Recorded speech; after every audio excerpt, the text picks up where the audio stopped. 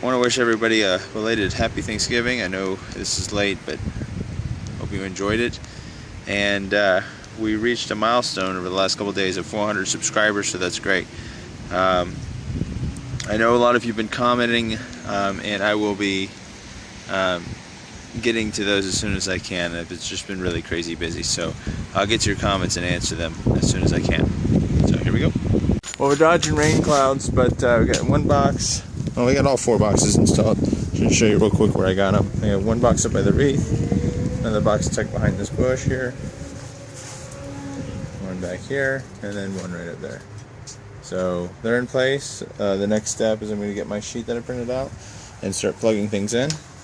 And then I've got to do a few things like put some lights in the bushes and put my lawn ornaments out and things like that. So pretty much getting close to it. And then we got to clean up so we don't look so much like trash. Look at this stuff.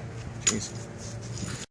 Okay, so I don't know what I was thinking, but I do have a box here and not there. Last year I had a box there, and that's why I just instinctively put one there. I've got all the lights on, pretty much wired up. I'm hooking the boxes up. My little hint for decorating: if you have a strand of lights that you cannot get fixed at all whatsoever, don't throw them out. What I do is I save them and I use them as extension cords. Now I have quite a bit of these. A lot of people have given to me over time, things like that, but I'll keep them for 2 reasons. Number one, or 3 reasons really. Number one is recycling, or it's just why just throw them away. You can cut these ends off and use them if you're making your own extension cords. In this case I actually just used the strand of lights as an extension cord. And you can always use these bulbs. So if you're ever getting a bind, you need some extra bulbs. We've got tons and tons of bulbs here. So they're not the most attractive, especially when you get a bundle of them together. You can already see down here the rat's nest that's already starting to form from the plug. Now I'm not using any of the extension cords down there. I'm actually using just the rest of the line from the lights that I have spiraling the tree. But once I get all these and all the extra cord, I'm gonna have them balled up at the end. They're gonna just be shoved up underneath that. So it's not the most attractive thing when you get 16 strands of Christmas lights bundled up. But you know what? It's cheaper than going out and buying extension cords, and which will come over time. But for the next few years, it'll be this way. So this is what I'm working on now. Well, I don't even know what time it is, but it's dark. It's probably about 6 o'clock. And the mosquitoes coming out, so I'm going to take a break, and they're really bad. Ouch. So I've got we got the whole tree wired. I've got the roof, 2 channels to go to wire, and the eave to wire. And then I'm going to be hooking up. There's one box I haven't labeled the cords. I don't know why, but I haven't labeled the cords yet. So I have to hook that up to a computer to wire that up. But I'm going to do this when the bugs aren't out, or possibly, even tomorrow. I've got all weekend, so I'm actually on schedule. I got a lot done today, so I don't know if I'll do anything else, but that's it.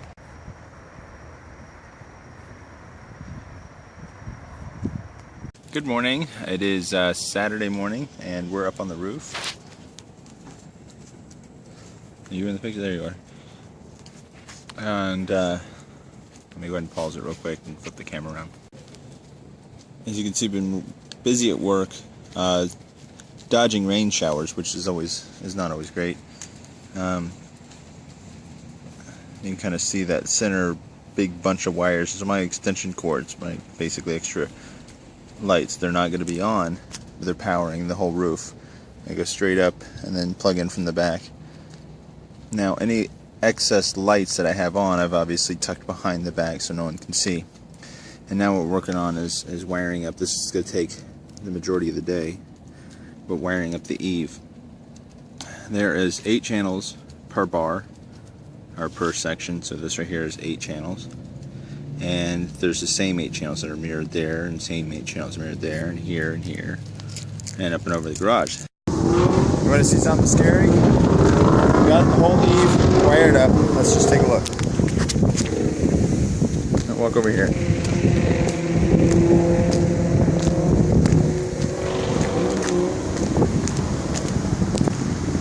Alright, starting here, all these extra cords laying on the roof.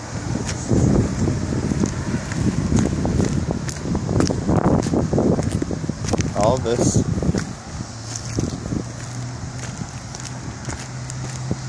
Don't worry about that. That's just extra. All of these cords, all these extra cords are all my extension cords. Looks like a mess. Now I've got a wire. I'm gonna make it look a little neater. You're not gonna really be able to see all this stuff at night, but anything that's holding the lights like that, as soon as these lights come on, you'll be able to see. So I'm going to go through and try to clean it up, but it's in the afternoon now. I don't even know what time, but it's taken me all morning to do this. Make a big mess now. I've got to clean it all up, but it's done. It's all wired up. Okay, I've got all the wires tucked down underneath the chasing bar there. The reason I use this, and I know it looks like crap, but to hook up the eave alone would take 64 extension cords. 64 extension cords, and those, some of them are, 12, 20 feet long, so I have to use what I got, and eventually I'll be getting more extension cords. All these cords here I'll be tucking up and tying, tucking away underneath the eave. So my next step here is to take my Ethernet cables and link the boxes together. Anybody that has Light-O-Rama knows that, that's what you do. But you see, right there is 3 plugs, 2 of which are Ethernet ports, and you're going to daisy chain them together. Coming from the computer, going to this box, to the next box, and just keep on in sequence. Now, it doesn't matter which one in order, because you can always label the boxes. This is going to be box 1, this is going to be box 2. You can always make those adjustments, and I'll show you how to do them when I go and get that together. So I'm going to be running the show out of my bedroom, which is over here. So basically what I'm going to do is run a Ethernet from here to that box up here, and then I haven't figured it out. I might have to go out to the tree first, and then from that box to here, up, and then to the eave. That'll probably make the most sense. So it's my next project. Oh, what's wrong with the phone? Sister's house. I'm not done, but they decided to go ahead and start lighting up.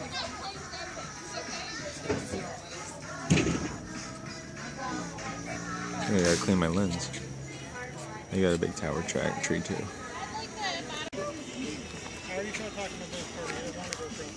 Think about it, you just link it up to your phone? Well, he's got a lot of big displays. Tom came over, the 3 of us worked on it all day. Please. I like my Ferris wheel, I bet. Did you see that? Yeah. Can't forget about the inside. Got the inside tree up.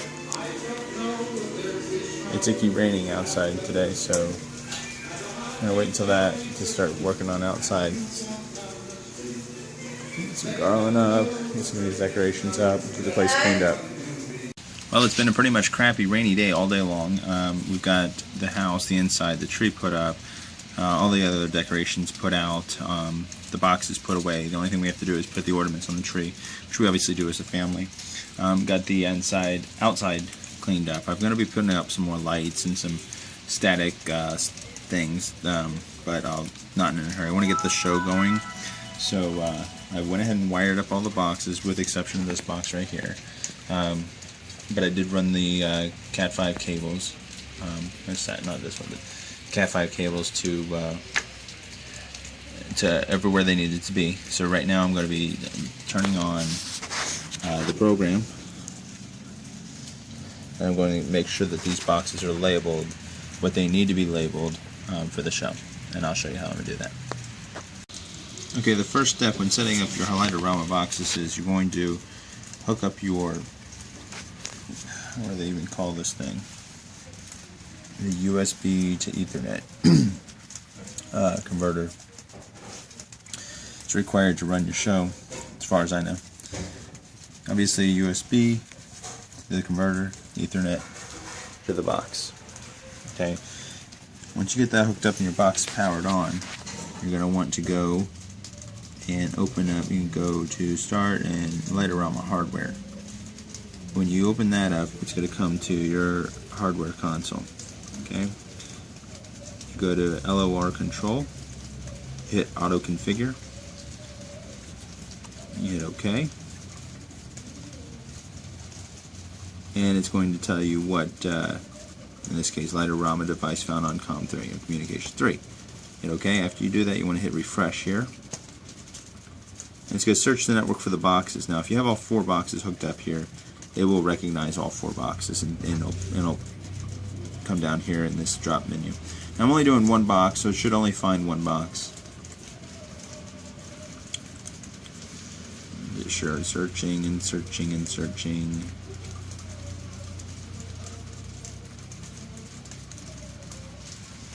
Alright, and it's box number 1. Apparently I used this as box number 1 last year. So, that's where we are so far. So it's hooked up, it's communicating, that's good.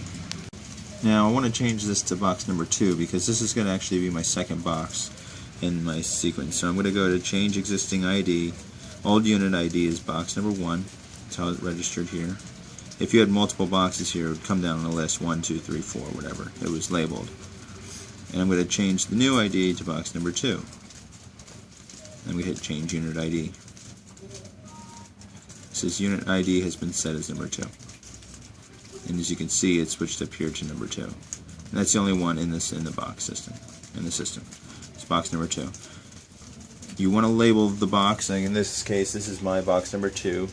And on my sequence, this is going to run my pillars and my windows and things, but it's all going to be box number 2.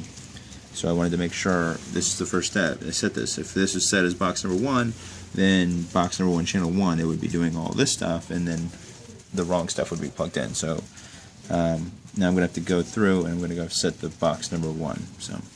Okay, so I've got this cable going to the box that's over there and hooked onto the tree. And what we're going to do is we're going to just hit the refresh button here. And it should search and find that box over there.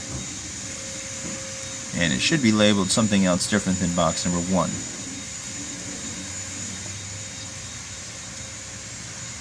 Hopefully it will locate that box.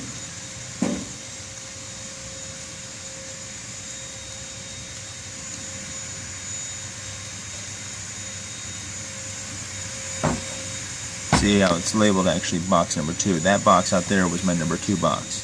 So what I want to do is I want to switch this from box number 2 to box number 1. And then hit Change Unit ID. And it has been reset to box number 1. Alright, and I'm going to be doing the same for the next 2 here. Now I went ahead and did the search for, I actually have this cable hooked up, which is hooked up to this box up here, and it actually runs all the way over to the wreath. Now, one's labeled 3 and one's labeled 4. Now, if we're lucky, we don't have to change any of that, but they could be reversed. So what we're going to do, since I don't know which one's which, I'm going to go over here to, I think it's, no, it's console. I go to console. Okay, I'm going to switch this to the unit ID number 3. And I'm going to hit the master on. And if I look up, I see that my eaves, I've got something going on there, but I've got my eaves on. So I know that box number 3 is labeled as box number 3, so I won't have to change it. I can obviously adjust each individual channel. But I'm going to go ahead and shut this master all the way back down, off. I'm going to switch over to box number 4, just because I have it hooked up and I want to test. And I'm going to hit master, turn this on. And I should be able to go over here, and my wreath should be on, which it is. And I've got a channel or something out there as well. But what this means is basically I do not have to rename those 2 boxes, because box number 3 is going to be my eaves and roof, and box number 4 is going to be my wreath. So that's good. It saves me a couple steps. So I'm going to turn this back off. close the console, and I don't have to adjust that. So I can go ahead and hook this back up the way it is, and I can actually run the master cable here, and I'll be able to run all 4 boxes at the same time, which I'll do in just a second. This little LED indicating light inside each box is an indication to let you know if it's blinking like this, that means that it is powered up, you have power to it, but it is not actually communicating with the computer. Now I went ahead and hooked up the cable that's going to run inside to the computer inside, which goes out to box number 1, and there's another cable that runs back here to box 2, then this cable runs to box 3, and then to 4. But since it's hooked up, I'm going to go ahead and hook this cable up here, and you're going to notice that it's going to stay steady, and that means it's actually hooked up to the computer. And if I went and checked every box, that light should be on and steady. So that's what that means. Now, since everything is hooked up, all I should have to do here is hit refresh, and it tells me that 4 units are found. We see that 4 units are found, and if we go to the list, they should be labeled 1, 2, 3, and 4. If I click on the console now, again, it's wet out and I haven't tested my lights, so and I turn this on, I have my lights on out there, and it looks like they're shimmering for some reason, which is not. Oh, there they go. They stop. So, oh no, they're stopped. But that's that one box out there. I'm going to go ahead and turn that off. That's not a good indication. That box might be getting wet. If I go to 2, nothing will come on because box number 2 nothing's plugged into it. 3 and 4, which we already seen, the eave and the roof and the wreath. So that's what that's supposed to do, and it's all hooked up. Now what I'm going to do now is I'm going to go to channel box number 2, and I'm going to these are not labeled. I've never put tape and labeled each plug, so I'm going to be hooking them up to the proper channel right here. That's my next job. So, well, it's getting late. I've done some wiring, I've tested the lights, everything's working. I just blew some sort of breaker, but I don't know where, I can't seem to locate it. And in the rain, I did get electrocuted, so I'm just going to leave it for tomorrow where I can see, and hopefully it'll dry out. So I'm going to go ahead and call it a night, try to upload these videos, and get this up so you guys can see it. And then I'm going to safely say by next week I'll have everything up and running full show.